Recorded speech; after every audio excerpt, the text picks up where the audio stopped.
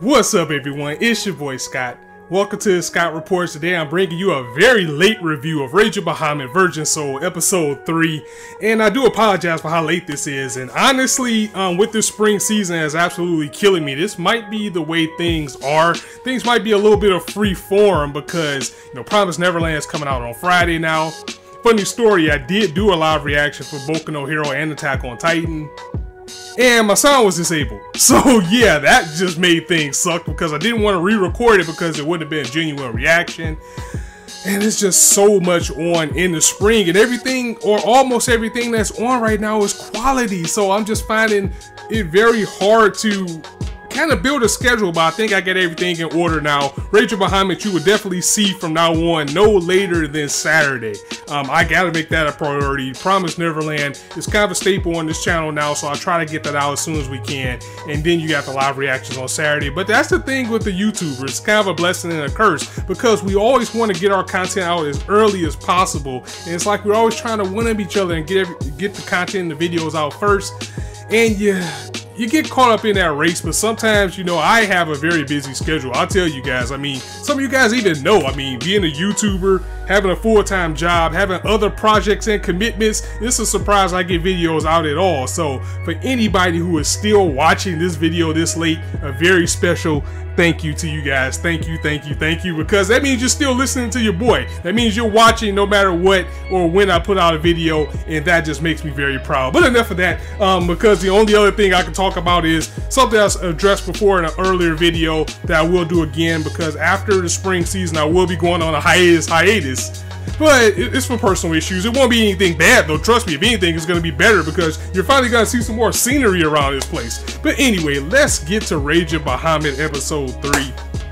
Man, Nina is best girl, hands down. Nina's best girl. I love this character. She's cute, she's funny, she's sexy, she's strong. I just absolutely love her. Straight up arm wrestling and flipping cats over, no problem, a breeze in this episode. And what makes her even better of a character is to find out that she was trained to be a bounty hunter by our boy, Favaro. Yes, Favaro is finally mentioned. And I admit, I'm a little bit more excited to know that he trained her than I was at first, because it was going to be a little bit predictable. But it's just how it came out so casually, like the little things she was saying, like, oh, I have this wristband here, and Baka's like, that's a fake, where'd you get that?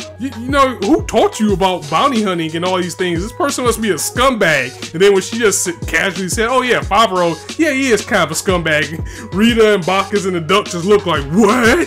So that was pretty good. Again, a mention to our boy Favaro finally. I just hope they don't make us wait too long until we can see him again, but at least we know that he's here and he's going to be showing up soon. So does Rage of Bahamut Virgin Soul pass the 3-episode test? Then fuck yes, it's like without a question. This series is already looking like it's going to surpass Genesis, and it's going to be longer to boot. And the best thing about having a season 2 is that we now get to know more about some of the characters that we've seen in season 1 now that things have been established. From seeing Azazel and his characterization and seeing another side of him to, kind of being a good person.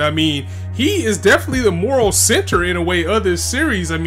He has done some unforgivable things, but it looks like he's fighting for a right cause, and he's trying to be on this road to redemption with this child that he saved. And also we found out that Bacchus was exiled from heaven. That is why he's on Earth. That's why he is looking over the bounty hunters, because he is a god that got kicked out. So it'll be interesting to find out why. Of course, he just said, I left on my own. So it'll be interesting to see that. And then, this holy child that we saw at the end of the last episode that pretty much saved Azazel. Of course, naturally, it's two sides of the party that wants this kid for themselves. Of course, Cherios wants the kid dead so he can keep his power over humanity, and the angels or the gods or whatever want the kid back so humans can get their faith back in them. It's a clash that we knew that we were going to see as soon as we saw that power from that kid at the last episode, and we can kind of see where this series is going to. I wonder if it's going to get a second opening, because we're going to see that clash between Cherios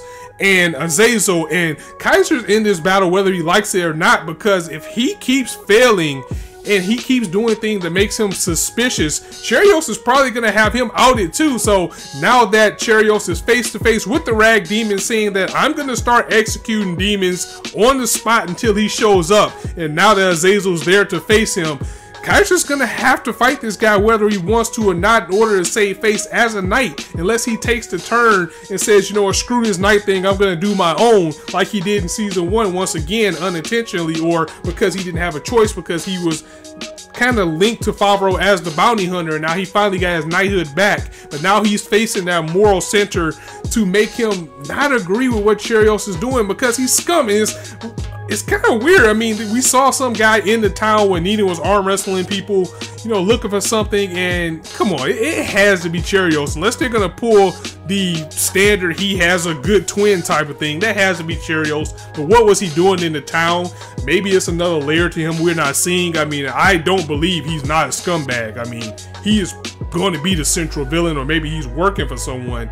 But either way, it's pretty interesting to see him walking around outside of his royal throne, almost seemingly undercover, trying to achieve something.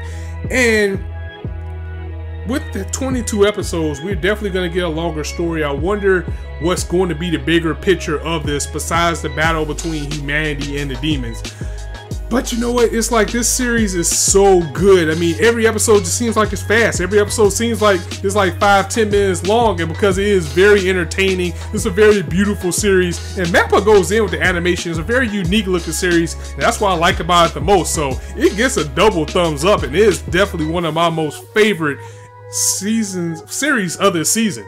And Nina has it bad in this series for that weakness that she has to turn to a freaking dragon whenever she gets highly aroused, attracted, or whatever it is that's going on with her, because she has Cheerios, she has Azazel, and she has Kaiser. And we can see the love triangle probably going on, either a triangle or some type of connection between her and Cheerios, especially after that arm wrestling match where he was kind of a match for her, and she noticed something or recognized something that's definitely going to play a factor into these two later. But again, another solid episode of Bahamut, and it's so entertaining. It feels so fast. It feels like only 5 or 10 minutes go by whenever you watch this series, because it's so entertaining and it gives you everything that it wants. Mappa going in with the animation again, it just looks absolutely beautiful and unique. I absolutely love it. I recommend it. I'm going to stick with it, so I suggest that you do as well, because this series is going to be a hell of a ride. And if for some reason you haven't watched Genesis yet, give it a shot and then come back and watch this too. So I'm going to go ahead and get up out of here, guys. Thank you for watching. As I always say, you guys could be anywhere on YouTube right now, but you chose to listen to me. I really appreciate that, so thanks for stopping by. If you liked the video, go ahead and drop a like. If you want to hear more, go ahead and hit that subscribe button, because there's not a shortage of content for you guys to indulge on this channel. And now this schedule is starting to come together. I think I can finally get things going. And Berserk, I love Berserk, but Berserk is going to take the last priority over anything else. So I'll see you guys later. And oh yeah, it's a Gundam Thunderbolt episode coming out at some point this week, so I'll be back for that, if not Boku no Hero Academia manga chapter review first. So on that note, it's your boy Scott signing out. See you soon.